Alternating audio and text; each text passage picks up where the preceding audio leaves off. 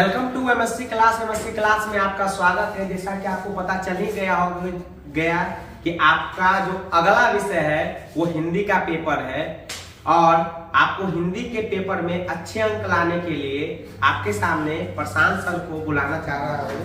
Sir, ये प्रशांत sir हैं जो बहुत स्वागत बच्चों। ये प्रशांत सर हैं जो हिंदी के जाने माने शिक्षक हैं और ये हिंदी और इंग्लिश दोनों पढ़ाते हैं बख्तियारपुर में। और ये बख्तियारपुर में यूनिवर्सल ट्यूटोरियल में पढ़ाते हैं 11th 12th को। तो ये बताएंगे कि कैसे हिंदी को अच्छे से करेक्ट करें। जैसा कि आप जानते हैं बच्चों कि मैट्रिक का हिंदी का पेपर 20 तारीख को होना सोमवार को निश्चित हुआ है। इस विषय के संदर्भ में बोले कि आप लोगों को पहले से ही पूर्व तैयारियां चल रही होगी, तैयारी पहले से बेहतर होगा। पहले भी जो पेपर वगैरह दिए होंगे ये सारे पेपर अच्छे गए होंगे। अभी हम आपको हिंदी की बात करेंगे। हिंदी के बारे में आपको जानकारी होगा कि हिंदी जो है वह का पेपर 2 खंडों में बटा होगा, एक सब्जेक्टिव और एक ऑब्जेक्टिव। तो पहले 50 अंक जो है वह रंगने के लिए आएगा, 100 प्रश्न रहेंगे जिसमें 50 को रंगना होगा। अब हिंदी की अगर बात करें तो हिंदी का जो ऑब्जेक्टिव भी होगा वह 2 खंडों में बटा होगा। एक जो वह साहित्य से होगा अर्थात गद्य पद से, और एक वर्णिका आते हैं साहित्य पुस्तिका, इससे प्रश्न आएंगे। और दूसरे हैं व्याकरण खंड से आएंगे। और हम आप लोगों को यही सलाह देंगे कि अगर आपका ये गद्य और पद्य खंड अगर मजबूत है तो इनसे ही प्रश्न बनाए। चूंकि 100 प्रश्न बनाने की बात है तो आजादी है आपको कि अगर या गद्य पद से बनाते हैं या व्याकरण से बनाते हैं। तो अब चूंकि प्रश्न जो है वह सभी पाठ से ही लगभग आते हैं, तो ऐसा नहीं होगा कि ऑब्जेक्टिव में किसी एक पाठ को कहा जाए कि इसी को याद कर लीजिएगा। जितने भी आपके चैप्टर्स हैं उनसे मिला जुलाकर हर से साहित्य से प्रश्न आते हैं, तो उनको आप एक बार जो है वह पूरी तरह से देख लीजिएगा। चूंकि आपके पास पर्याप्त समय है, कल भी रेस्ट है, उसके बाद सोमवार को अगला पेपर होगा।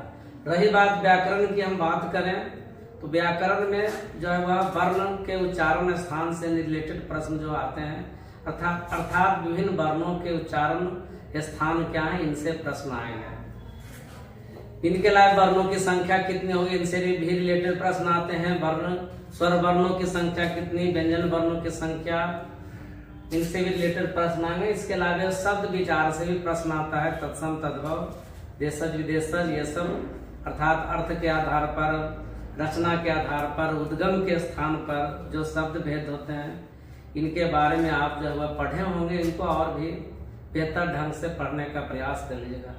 उसके अलावा होगा कि संज्ञा से रिलेटेड प्रश्न आएंगे और विशेष करके जातिवाचक संज्ञा और भाववाचक संज्ञा से रिलेटेड प्रश्न आते हैं कि जो शब्द दिए रहेंगे 4, इनमें से रहेगा कि इनमें से जातिवाचक संज्ञा कौन होगा, भाववाचक संज्ञा कौन होगा, इनसे रिलेटेड। चूंकि व्याकरण का खंड जो है वह काफी विस्तृत है।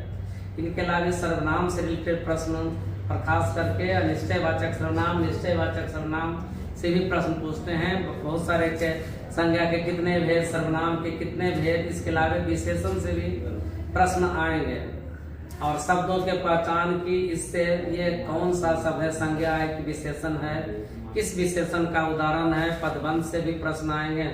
और इनके अलावा आपको विशेष रूप से ये ध्यान देना होगा कि मुहावरे कि निम्नलिखित मुहावरों का जो कोई एक मुहावरा दिया रहेगा उनके सही अर्थ क्या होंगे। उसके अलावा समास से, संधि से रिलेटेड भी प्रश्न होंगे।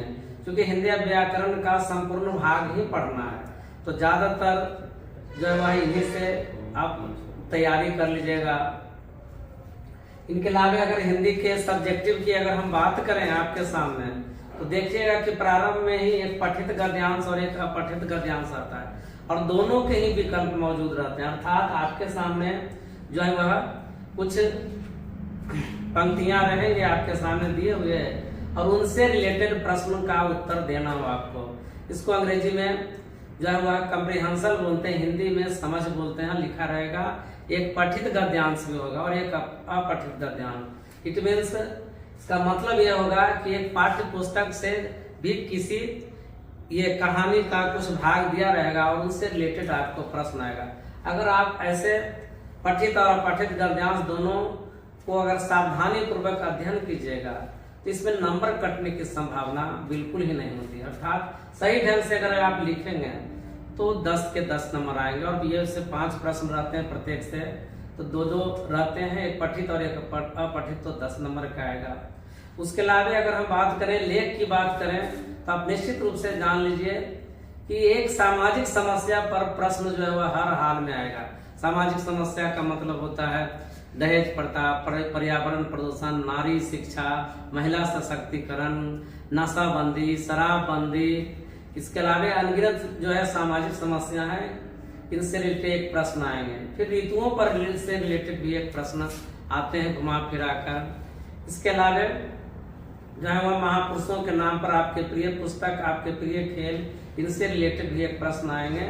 अगर आपको बहुत ज्यादा समय नहीं है तो हम इतना जरूर कहेंगे कि किसी न किसी सामाजिक समस्या पर एक प्रश्न जरूर आते हैं, तो उसी पर ज्यादा फोकस कर लीजिएगा। इसके अलावा आवेदन पत्र आता है, तो आवेदन पत्र के बारे में हम बोले, इसमें भी आपको निश्चित रूप से ही कह रहे हैं कि प्रधानाचार्य के पास एक आवेदन पत्र जरूर आता है, तो आप जो है वह उसको भी लिखने का प्रयास कीजिएगा। ऐसे मान लीजिए कि एक व्यक्तिगत पत्र भी आता है, अर्थात माता पिता भाई बहन के पास भी आता है।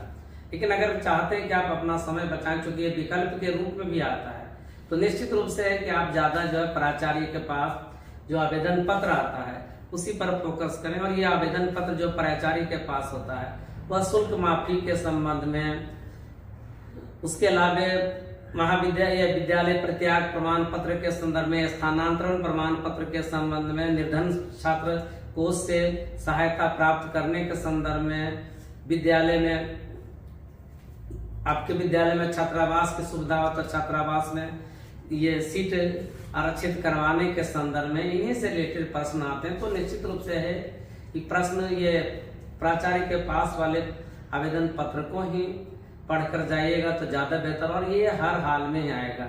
जहां तक लेख लिखने की बात है, तो लेख को लिखने का काम जो वह अंत में कीजिएगा, क्योंकि आपको कुछ हिंट्स भी दिया रहेगा, 5 पॉइंट दिए रहते हैं, इस आधार पर ही उस लेख को आगे बढ़ाना है।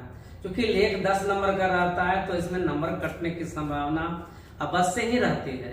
इस वजह से ये सलाह दी जाती है कि इसको सबसे अंत में लिखने का काम कीजिएगा।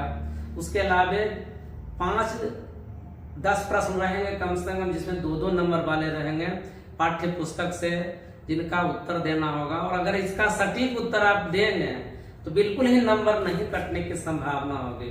तो इसके लिए क्या है कि कुछ पाठ जैसे जाति प्रथा, श्रम विभाजन और जाति प्रथा, भारत से हम क्या सीखें जो मैक्स म्यूलर करता है, महात्मा गांधी वाला शिक्षा है, इनसे रिलेटेड बहुत ज्यादा आएंगे। उसके बाद मछली है, इनसे रिलेटेड, तो चूंकि प्रश्नों की संख्या दुगना रहेगी, इनसे आएगा। कुछ जो है वह पद्य भाग से भी प्रश्न रहेंगे, और मिला जुला कर जो 10 रहेंगे उनमें से आप 5 प्रश्नों का उत्तर देना होगा। उसके अलावा दीर्घोत्तरीय प्रश्न रहते हैं, ये भी निश्चित ही रहते हैं। हो सकता है किसी का सारांश है या किसी का भावार्थ वगैरह है, ऐसा रहेगा। उम्मीद करते हैं कि अगर आप इन सारी बातों पर ध्यान देंगे तो आपका पेपर जो है बेहतर जाएगा। विशेष आपके आगामी परीक्षा के लिए शुभकामना। धन्यवाद। सर, बच्चे का सबसे बड़ा सवाल है कि हिंदी में ज्यादा नंबर कटता है, तो कैसे लिखेंगे बच्चे जो उसका हिंदी में ज्यादा नंबर ना कटे? अगर हिंदी में नंबर कटने की बात अगर आप बोलते हैं तो ये पुराने समय से बात चली आ रही, इसी को लोग दोहराते रहते हैं। पहले क्या था, बड़े बड़े प्रश्न लिखने पड़ते थे, इस वजह से नंबर कटता था। अब हिंदी में देखिएगा कि 90 प्लस 94, 95, 96, 97 तक नंबर आते हैं। तो हम बोले इसमें कि नंबर कटने का कहाँ सवाल है। नंबर देखिए, 2 नंबर वाले अगर आप प्रश्न लिखिएगा तो इसमें नंबर नहीं कटेगा, 10 के 10 नंबर मिलेंगे, और ये मैट्रिक इंटर सब मिलते हैं। निसंदेह नंबर कटने की संभावना जो है वो लेख में रहती है, क्योंकि आप कितना भी बढ़िया लेख लिखिएगा तो आपको 10 में 10 नंबर नहीं मिलेंगे, उसमें नंबर कटेगा। लेकिन इसके लिए भी मैट्रिक में सुविधा दी गई कि 4-5 पॉइंट को इंडिकेट किया जाता है, कि भूमिका दिया जाता है, इसकी विशेषता दी जाती है, इसके क्या लाभ होंगे, इसके क्या पक्ष हैं। तो इस आधार पर अगर क्रमबद्ध तैयारी करेंगे तो हाँ, निसंदेह है कि लेख में थोड़ा बहुत कटेगा। लेकिन अगर आप बेहतर लेख लिखते हैं तो 10 में 8 नंबर आ सकता है। इसके अलावा अगर बात करें कि नंबर कटने की बात, तो नंबर अब चूंकि पहले वाला सिलेबस नहीं कि नंबर कटेगा, जो आपको तो बोले पठित और अपठित गद्यांश की अगर हम बात करें तो उसमें नंबर को उसमें तो सामने ही अंदर दिया रहता है और उसी से प्रश्न बना के उत्तर है जिसको कि उसी में से ढूंढ के लिखना रहता है, तो उसमें नंबर कटने की संभावना नहीं होगी। आवेदन पत्र है मान लीजिए 5 नंबर का हो तो लिखने के थोड़े ढंग में अगर परिवर्तन कर लेते हैं, कुछ बेसिक चीज को अगर लिखते हैं तो इतना निश्चित है कि 5 में 4 नंबर जरूर मिलेगा। तो हम तो यही बोलेंगे कि अगर आप सिलेबस को बेहतर ढंग से देखे होंगे, पढ़े होंगे, तो नंबर कटने की गुंजाइश नहीं रहती है। नंबर बहुत ज्यादा लिखना जब रहता है तब नंबर कटने की संभावना रहती है। शब्द सीमा जो है वह 2 नंबर वाले प्रश्न का निश्चित रहता है, तो अनावश्यक उसको बढ़ा के लिखिएगा तो नंबर जो वह ज्यादा नहीं मिलेगा। कट नहीं सकता है, हो सकता है, लेकिन ज्यादा नहीं मिलेगा। तो नंबर कटने की जहां तक बात है तो सिर्फ और सिर्फ 3 ही चीज हैं जिनमें नंबर कटेगा। एक लेख में नंबर कटेगा, आवेदन पत्र अगर लिखिएगा तो हो सकता है कि अगर बढ़िया से लिखिएगा 5 नंबर, नहीं दे तो 4 नंबर दे, लेकिन बढ़िया से लिखने पर 5 नंबर मिल सकता है। और अंतिम जो बोले कि सबसे अंत में जो बड़े प्रश्न होते हैं जो 5 नंबर वाले होते हैं, इनसे 2 प्रश्न आते हैं, तो इनमें नंबर हो सकता है कि अगर बेहतर ढंग से लिखेंगे तो 5 में 4 नंबर मिलेगा। देखते हैं कि मैट्रिक का इंटर में भी जो है वह 94-95 नंबर आते हैं। तो नंबर कटने के संदर्भ में आप अनावश्यक जो है वह न तनाव झेलें, इसके बारे में सशंकित रहें। नंबर बिल्कुल नहीं कटेगा, बहुत ज्यादा लिखना ही नहीं तो कटेगा कहाँ से। एक बच्चे मैसेज किए सर कि क्या क्वेश्चन बैंक से पूछता है हिंदी में सवाल, क्या दोहराएगा प्रश्न? ठीक है, बहुत अच्छा सवाल है। देखिए आप लोग जानते होंगे कि मैट्रिक में बच्चों की संख्या बहुत ज्यादा होती है, इस वजह से सरकार जो है वो 2 शिफ्ट में एग्जाम लेती है, ठीक ना। तो अगर आप देखिए कि हर साल 2-2 शिफ्ट में एग्जाम लेते हैं और कोरोना की वजह से विगत सालों से प्रश्नों की संख्या दुगनी होती जा रही है, तो आप निश्चित रूप से हम कहेंगे कि क्वेश्चन बैंक का सीधा मतलब होता है कि पिछले साल जितने जो आए हैं, पिछले साल कई सालों में जो प्रश्न आए हैं, जब से भी ये पैटर्न बदला तब से बात करें तो हम निश्चित रूप से कहेंगे कि प्रश्न जो है वह हर हाल में 95% लड़ेंगे, बाहर से नहीं लड़ेंगे। प्रश्न कहाँ से आएगा? 2-2 सीटिंग में एग्जाम होते हैं, प्रश्नों की संख्या को दुगनी कर दी गई इधर से, तो आप जो है वह हाँ, लेकिन इतना जरूर सलाह देंगे कि आप अगर प्रश्नों का उत्तर लिखिए, क्वेश्चन बैंक का संबंध सिर्फ उसके प्रश्न को जानने से रखिएगा। क्वेश्चन बैंक की भाषा अगर लिखते हैं तो आपको नंबर कटने की संभावना होगी। अपनी भाषा में लिखने का प्रयास कीजिए। क्वेश्चन बैंक का सारा सिर्फ लीजिए कि कौन कौन से प्रश्न जो है वह विगत परीक्षाओं में आए हुए हैं।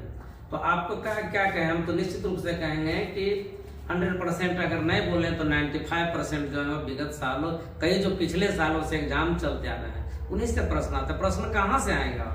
इस वजह से क्वेश्चन बैंक से बिल्कुल लड़ता है, नहीं लड़ने का सवाल पैदा नहीं होता। तो इस प्रकार आप लोग ने देखा कि प्रशांत सर ने कैसे आपको हिंदी को क्रैक करने के लिए कुछ आइडिया दिए। तो मैं इसके लिए प्रशांत सर को बहुत बहुत धन्यवाद देता हूँ कि आप प्रशांत सर अपना कीमती समय निकाल कर आपको और हमें दिए। तो चलिए नेक्स्ट वीडियो में आप लोग के लिए मिलते हैं, तब तक के लिए धन्यवाद।